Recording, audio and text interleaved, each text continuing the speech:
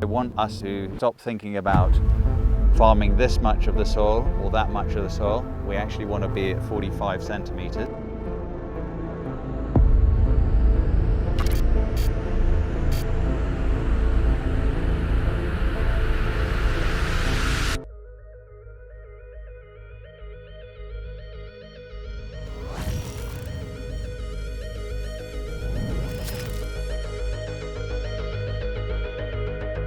Farmer's first field day. This is FMD East Africa putting a farmer's first field day.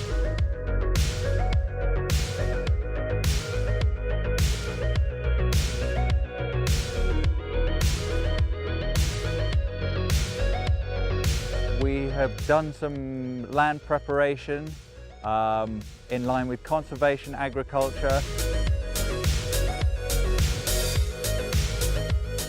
And we've done the crop husbandry for a crop of wheat and a crop of maize. And we are now getting close to harvest. And this is really to give some sort of evidence and substance to what we've done.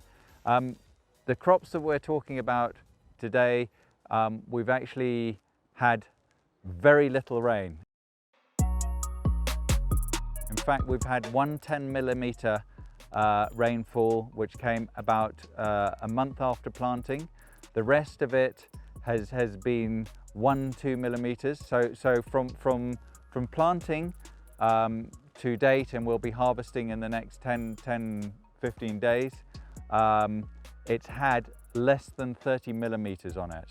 But I think the key thing is the demonstration that with this uncertainty of weather, we can adopt good farming practices in line with conservation that will allow farmers to get their money back and a little bit more, so it keeps farming sustainable, because that's what we're talking about. We're talking about food security and sustainable for the people that are actually doing it. That's hence the farmers first.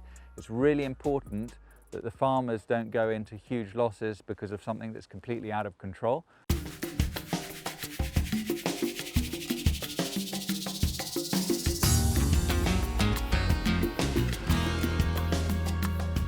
We didn't turn our back on the crop. What we did was, to start off with, we did a subsoil so that we were breaking through any existing mechanical pan that's caused by livestock and previous land preparation.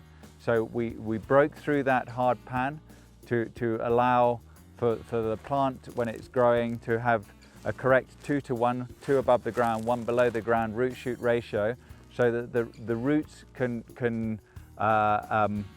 get the maximum benefit from their tropism.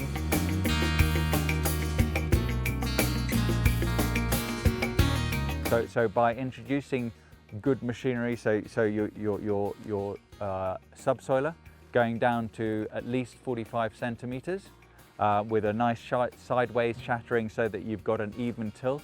So wherever you test in the field, you've got no compaction. Okay, with the balance that the company has brought in, it can break this ground.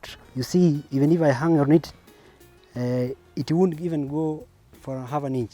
It doesn't go anywhere. The first tillage, the first pass, it can go up to,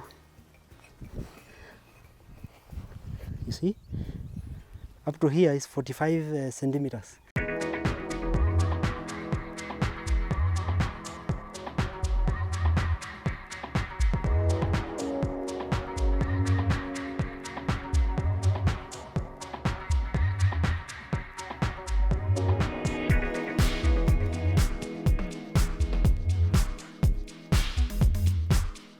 And then followed up on this occasion, we used the rotator to actually level out the field before planting, because it did have 1 or 2 clods and it did have 1 or 2 bits of grass, and that tickled out any of the grass.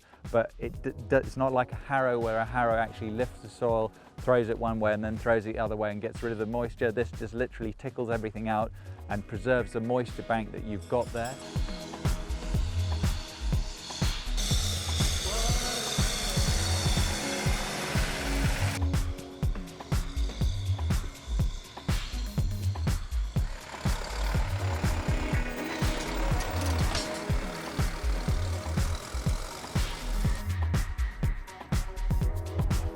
then we planted with a seed drill. So an accurate seed drill with accurate placement of seed and fertilizer.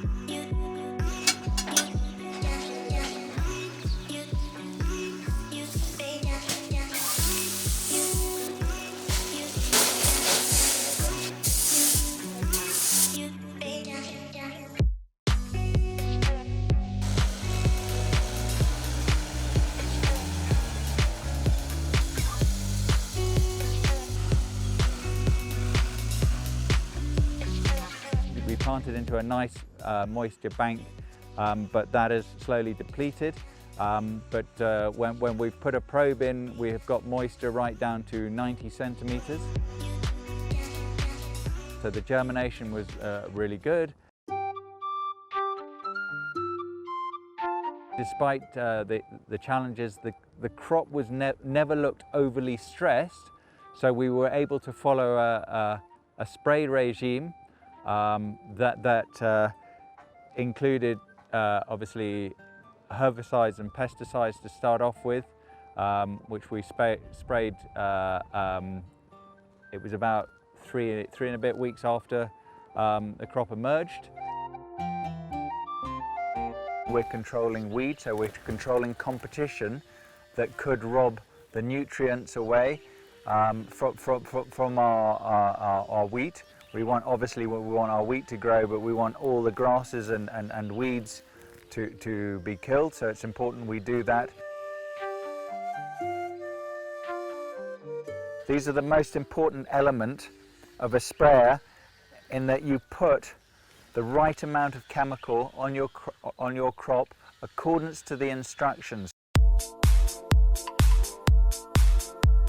The other thing that's very important on a sprayer is that the angle of the nozzle is actually just slightly 3 degrees offset, so that where the cones come down and where the cones meet, they don't meet like that and start causing a droplet. They sit like that, so that let me do it like that so that you can see. You don't want them so the spray pattern touches each other. You want it slightly off, so about 3 degrees off.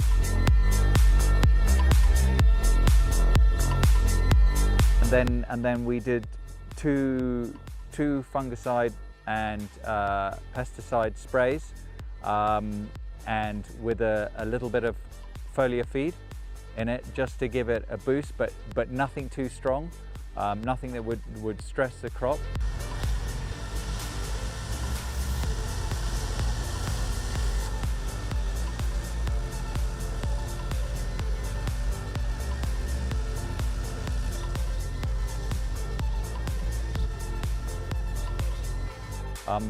And as a result, we will more than cover our costs on this, which obviously we will divulge once we've harvested, because the proof of the pudding is actually harvesting and then selling, and then you can do the end-to-end calculation.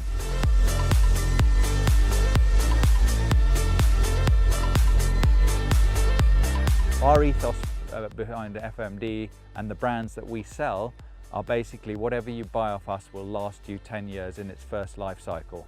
And we have been very fortunate to build up a relationship with the farmer and our suppliers. So we champion implements in the country with Boldan equipment, Jacto sprayers. We've started with Pottinger, we're with Grimmy potato equipment. We have Enerosi equipment for hay, and we've got Norguera for silage and food processing. But what we've done is made sure that whole, it will last you for 10 years. It's premium product, it's well priced, and the key thing, it does the job, and the results come later. Soil science is something that we need to adopt and really understand the soil, but you've got to condition your soils first of all. So you must subsoil them and take out what we've engineered, as human beings, what we've engineered into the soil over the years. Take that problem out and then further, how do you improve?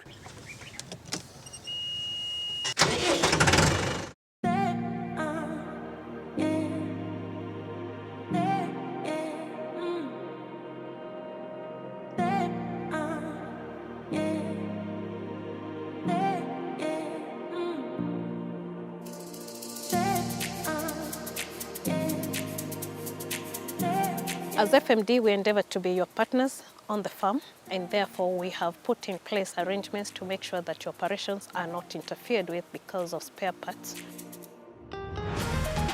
Section of regulators.